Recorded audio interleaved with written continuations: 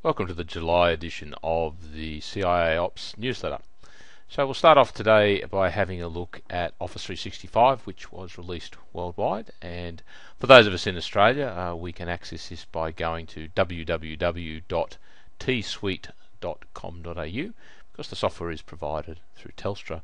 Once we get to this page, you'll see that there's an option here for Office 365, so just click on that to reveal the offerings from Telstra. As you can see, there's a whole lot of marketing information, but probably what you need to have a look at, give you the most information quickly, is over here on the left. You'll notice there's plans for business. So if we click on that, we'll reveal the plans that are available. So we've got plans here starting from the professional and small business and the mid-size and the enterprises.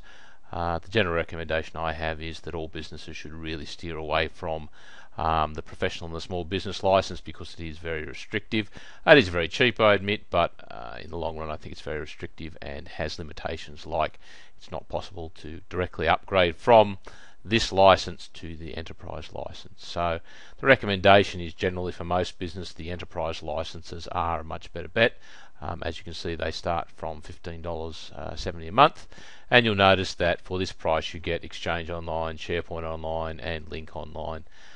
Probably the best fully featured plan is the E3 plan, which you can see has Exchange and SharePoint and Link Plan 2, as well as Office Web Apps and Office Professional Plus, which is a desktop subscription to Microsoft Office 2010. The unfortunate thing for us here in Australia is that the plan here provided by Telstra at $40 a license is a little bit expensive, probably above what was expected, and it wouldn't be a surprise at all to see that price fall in the very near future. So again, the recommendation I would have is to have a look at Office 365, but only consider the enterprise licenses and particularly the E3 license. But again, the good thing about Office 365 is that you can mix and match between the licenses to suit your users. So if you've only got some basic users, you can start them with an E3 plan, while your power users can run on the E3 plan. So again, that's important information, and to find that for Office 365 users in Australia, that's www.tsuite.com.au. Now, the other thing that I'm offering at the moment is an Office 365 bootcamp. So again, you'll find the information at ciaops.com/bootcamp. You'll see that it's a full day's training from 9 till 5, basically covering what is Office 365, the rights, the limitations, as well as deploying it into different network environments. You can, for example, find the sign up and the registration here, and there are two options. The full day's training is $2.99, and if you also wish to include the SharePoint Operations Guide, it's just an extra $100 for that. And you'll see the inclusions obviously are all meals, on-site parking, and the course notes. So if you're interested in that, visit www.ciaops.com/bootcamp. Again, for those of you who are interested in Office 365 and may not be able to attend the bootcamp, I did run recently a webinar which I have recorded, Office 365 for SMB. That's available for download for $29.90 ex-GST. So if you're interested in that, just send me an email to director@ciaops.com and I'll make that link available. So if you want, you can go in and purchase and view that webinar on the basics of Office 365. So moving right along, one of the new products that's been revealed recently is Google Plus, basically Google's answer to Facebook, and as you can see, it has a familiar look and feel in the fact that it has a feed, and you nominate a number of friends, and you can see what's going on, and you can put stuff into your stream. One of the interesting things about Google Plus is the fact that they talk about what's called circles. So the idea is that we all know that we don't necessarily have all our friends in the same group. So what we want to be able to do is put friends and people and acquaintances and maybe business people into different links, different circles, and then we can target them when we send an update. So what I can do is, if I go in here and place an update, you'll see that I have the ability to share this with the public, or I can share this with certain people, certain circles. So I mean that makes it much easier to target information directly, and it makes a lot of sense when you think about it that all your contacts probably don't necessarily need to see every single piece of information that you're broadcasting. So again, very handy, very different in that way from Facebook, and it is making it sort of a must-have for those interested. So those of you who are interested, who aren't on Google+, again, send me an email to director@ciaops.com, and I can obviously organise an invite to get you on board with Google+. The other interesting thing about Google+ is that it has this concept of a Hangout. Now, basically, you just click on that to start a Hangout, and what it simply runs is a web conferencing software, and allows up to 10 people to come into a web conference and hang out and contribute and share video and audio as well as chat via the keyboard.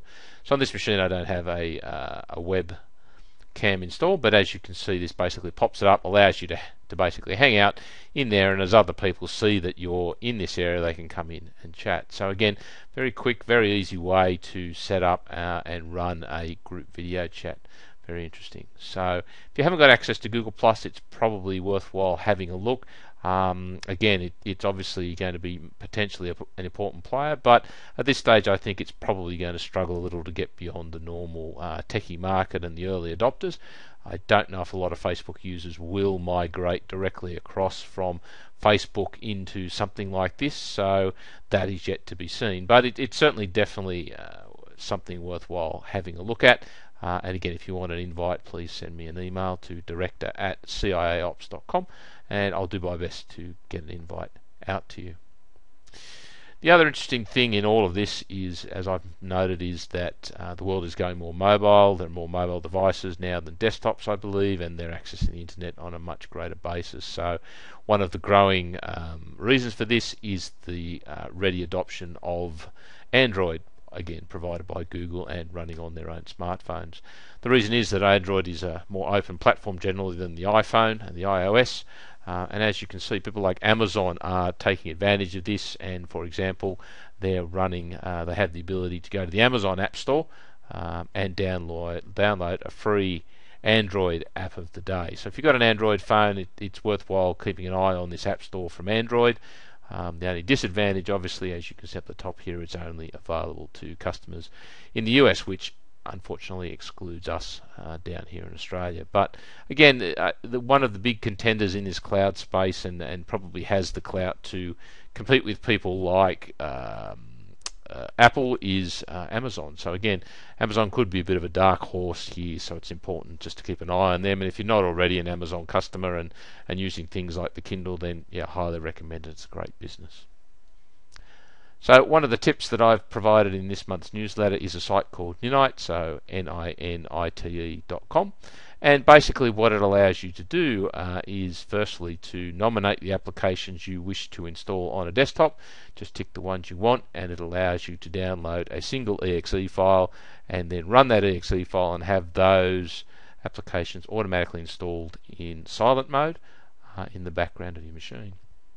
But one of the things that Ninite has just brought out is this Ninite Updater. So if we click on the Learn More button here, basically it will take us to information about the Ninite Updater. So again, it starts at $9.99 for a single machine, and what it does basically is it sits in the background and monitors all the applications in our machine, and then prompts us to download any updates when they're available. But importantly, you can allow Ninite to update and do this for you, so you can approve the updates that Ninite has noted, and then allow Ninite to install them in the background for you. So a really great, easy way to make sure everything remains up to date on your system. And at this stage of the game, you can see that Ninite monitors up to 92 applications, so I expect that to expand. But as you can see, for basically $10 a year, I think it's great value. And as you can see, you can also get 25 machines for up to $99. So again, I think this is a great application, great use not only in businesses but also in many small and home instances. So again, a great little app to have a look at and investigate, along with the standard Ninite downloader.